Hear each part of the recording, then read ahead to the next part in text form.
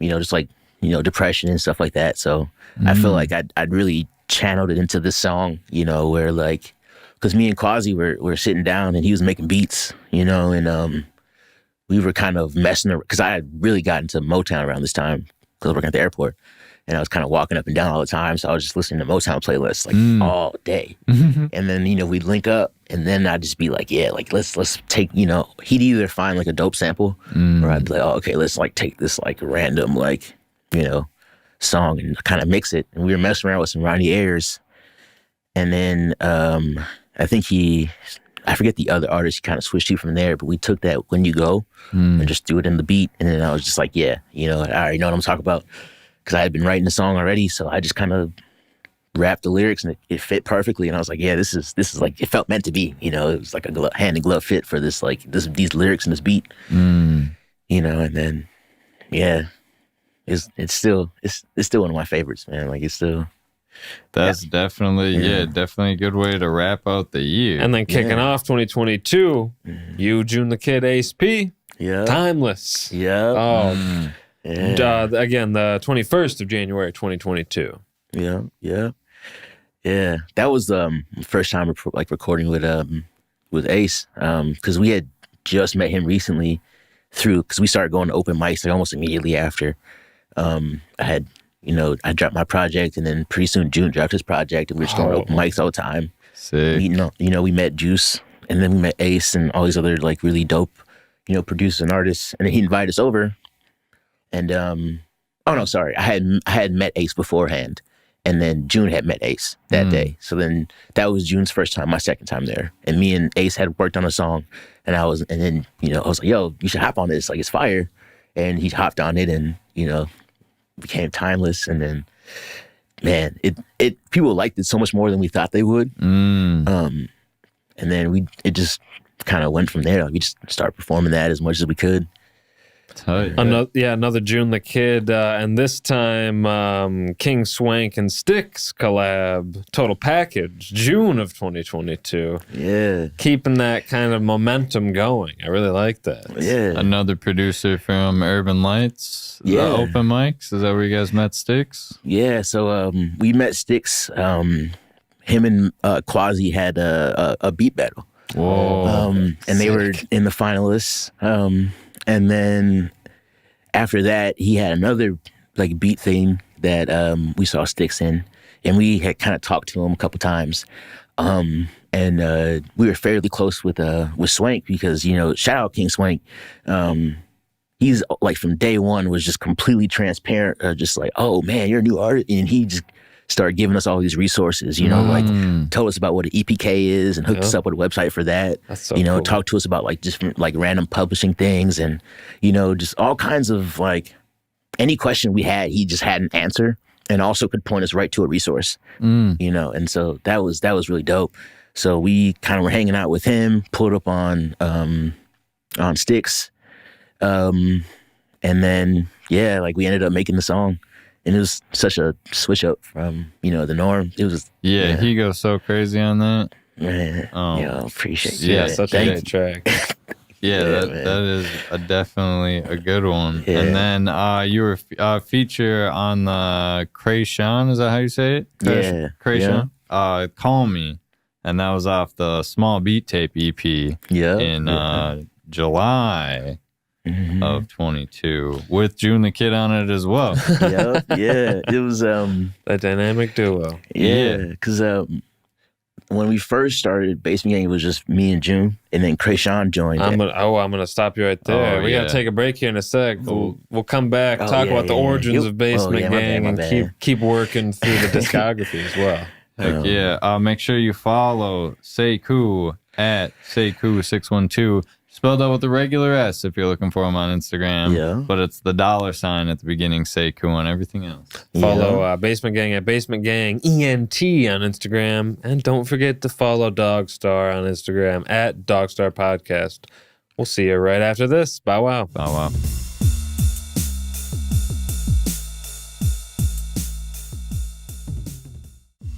Bow wow. Welcome back to Dogstar. We're sitting down with Sekou, and we We teased the origins of the Basement Gang, but we're gonna work our way through the rest of your discography before we talk about the formation of it. Yeah, let's do it. Exactly. So did we hit Hindsight, the single from August 22, and then Ace P, the Pattern single in 2022?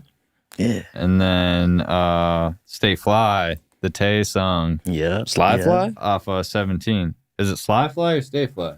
Sly Fly. Whoa, dyslexic.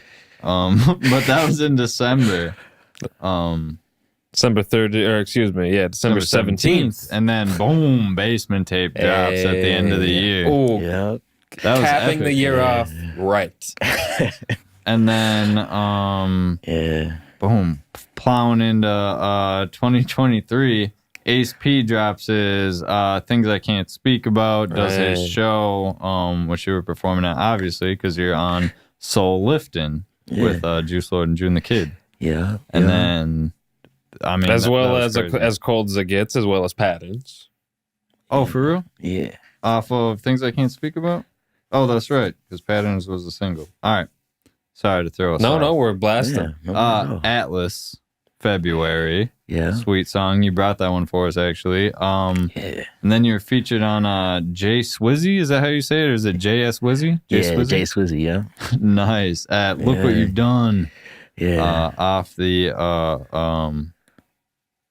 or that was a single. Yeah. It's crazy, man. He's super talented. Dude's like 17 or something, and just randomly No way. it's like reached out and was like, hey, because June got on TikTok and was like, man, you can meet a lot of artists. So I made my own account and started dropping stuff on there. He kind of reached out to me, and we ended up making like a really dope song. And I was like, yeah, man, like it was just crazy for dude to be so young and this sound so. I mean, I don't know, man. He just sounded so wise for such a kid. I was like, dang, like, man. Making sweet stuff on with new producers on a new app. It's like definitely a good lesson in embracing the new things. Exactly. Because I'm not gonna lie, like I was definitely of the camp of like, oh, I'm too old. It's not for me. It's for kids. It's not. But honestly, for an artist, like even if it's not like blowing you up, it's still such a great tool for promotion. Because like you'll reach way more people than you think you will.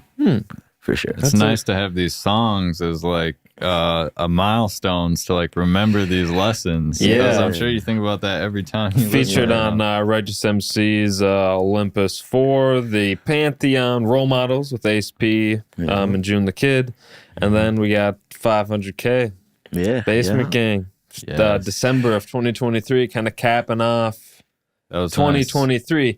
We've been saying June the Kid. We've been saying Basement Gang. Yeah. For the listener, again, who may not know what the Basement Gang is, Yeah. it's a musical collective you're part of. Yeah. That's, I'd say, a pillar in the community for sure. Thank you. Yeah. Yeah, how did that get started and to the lineup that you guys have today? Yeah. So it started out. As I mentioned earlier, me and June have known each other for so long, and me and Quasi too. And June has always been just like, he's always had a great ear for music, always just like, just knowing a lot about music, and always kind of, to be honest, he did put me on with, a few artists too, on top of that. So, when, I was rapping, he was also freestyling as well, and I believe he also has a relative who rapped too, so it was kind of also, like a no-brainer for him to like, to start, so I started rapping and I dropped my project, and then June also started recording with Quasi, then he dropped Surrounded Sun, and then after that, we were already kind of moving around as a group and kind of going all these places together. That's awesome. So we kind of just formed Basement Gang, just three of us at the moment. At that moment, I should say. And what era, what year? So this was like 2021. Okay. And then like the very first like come out party of like this is specifically like Basement Gang was Timeless. And then after that, we started like, just collabing more in general and just kind of like putting ourselves out there as a group more. And people started to know us as like Basement Gang is me and June. And then later on, Krayshawn, who me and Quasi knew separately, he'd been making music, great singer, so he started recording with Quasi as well. And we started doing like joint sessions just because sometimes like, they would overlap, or we'd be in the studio sometimes together and would hear something about, oh, that's cool. You know, we should, you know, could you add this? Could you add that? You know, and it just started working so well that, you know, we asked Krayshawn. He was super down, you know, so Krayshawn joined Basement Gang. And then it was the three of us and Quasi. And then from there, that was kind of when we were like really building up to like making more like group stuff, but like incorporating the singing from Krayshawn, which is where like, so this was around time when like Call Me came out. And that was like our first like, you know, this is Krayshawn, he's in the group kind of introduction thing where, you know, there's a singer now kind of thing. Yeah. And that was what, 2023 or 22? Like late 2022, I want to say. And then from there, we started going to even more open mics and Gladiator School and all these different things. Yeah. And I think before Gladiator School, we met Righteous just because he was always like, he'd pop up to the open mics and just kill it. Like the bars, the prestige, like everything was just like so professional. You know, so we were always just like, man, like it'd be so dope to have someone like that in a group. This is what we just kept saying, you know, and then we finally meet him, you know, and he's super, super cool and he has all this advice, you know, and he was like, we mutually wanted to work together, you know, and the energy was great. And then I think from there, like we just started to kind of like seeing each other at events and kind of hanging out, talking more and more. And then, you know, the idea kind of got floated. Like almost not even almost like as a joke, like, oh, like you're part of Basement Gang now. And then like we were serious though. We were like, man, like you pretty much like if you want to be part of Basement Gang, like you could join. Like what's up? Nice. You know, and he was 100% down. You know, and there's always like a mutual respect, and we never wanted to like you know overshadow someone's like solo creativity for like the group's sake kind of thing. And so you know, Righteous joined, and then we collabed with him on like the Mount Olympus. Right. So that was like one of our first collabs. And then we had SummerSlam and a couple other songs that we did, you know, here and there. And then, yeah, after that, you know, once Righteous kind of was part of Basement Gang proper and we started like, you know, really like promoting it and letting everybody know and like putting ourselves out there as like, you know, 5-person group. And then the Basement Gang tape came out, the Basement tape, you know. And then that was like to solidify us as like that 5-person group. Yes. Yeah, and then 500K is just more, you know, just like that was just like, you know, now we got the visuals. Now it's just cemented. Like this is Basement Gang. These 5, you know, Quasi, me, you know, June, Krayshawn, and Righteous MC. Oh, I love that. Sick. I love that. Yeah. Of the Basement Gang umbrella, your representative sent over 2 tracks today, both of which we'd mentioned, Hindsight and Atlas. Yeah. I'd say for the remainder of the time, we've got about 3 minutes left.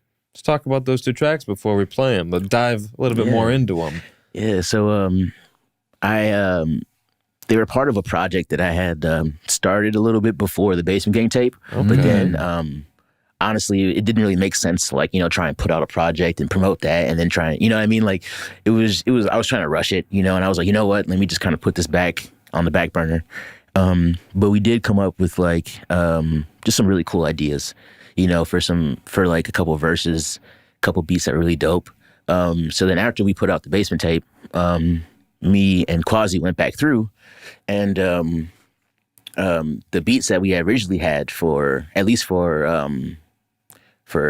Atlas, he had like sold to somebody. And so we were like, oh, bet, let's just make a new beat, you know, because to be honest, it was dope, you know, but like after a while, it was kind of like, let's kind of freshen up this thing, you know, maybe see if we can do something different, you know, and then like the beat being sold was just like the perfect, like, okay, bet, now we can, you know, so we made the beat that we have for Atlas currently, which is just, it was just like it was just perfect the way it came together. And so that song is like one of my favorites. Like I love oldies, but that song right there, like, man, I feel like that's probably my best song to date to have out right now. Okay, I want to say. Interesting that you think it's your favorite because Spotify will like rank your most popular tracks. True. I don't think it's on the top 5. What makes it your favorite song? Because I feel like one thing that I've always wanted to do with my music, just because I have like my influencers, like, you know, kind of Earl and a little bit of Tyler, a little bit of like Tyler Creator, a little bit of Childish Gambino in there because I really did enjoy like camp and rain and all those things. And just like I wanted to get into like the vulnerability and just being myself off the rip. Like I never wanted to like pretend like I was like anything but me. And I feel like Atlas is one of those songs where I just kind of like was able to take how I was feeling and really like turn it into a concept song where it's not like a super hard concept. And it's not like I was like, oh, like really trying to like force this story or tell this story. But I feel like just the idea of just like all these feelings, all these emotions becoming like a weight and then carrying it, you know, like, and yeah, carrying it for so long that you almost feel like you're like this Atlas level character where you're just like carrying this big heavy thing, you know, is kind of, I don't know, it felt like a really good metaphor. And around the time that I made it, like, it was just, I don't know, I feel like I was really speaking from the heart in that moment. I love that. It came through in the song. And then with Hindsight, you know, it was one of those songs that after the fact, you know, I kind of wanted it to be in my new project, but it was, honestly, it was one of those things, like I was going back into therapy and I remember I had gotten a question about like, you know, like how do you cope and how do you handle things? And I didn't want to say the truth because it was like, yeah, this is super unhealthy. I don't really, and I know it's unhealthy. I don't really want someone to like lecture me about it, you know, which is dumb looking back on it, you know, but like Hindsight was just like one of those songs where I was like, yeah, this is like, you know, this is really how I cope with things. Like this is really, you know, almost who I am as a person, like in a nutshell, you know, like. Well, let's nice. listen to that right now. Yeah. Thanks for your time. Yeah, man. thanks for coming Yeah, through. man. It's Thank been you, Seiko man. on Dogstar. Bow wow. Man, appreciate y'all, man. Bow wow. Y'all already know what it is, man. Shout out Quasi on the beat, man. Psycho. Yeah. Hey. I said.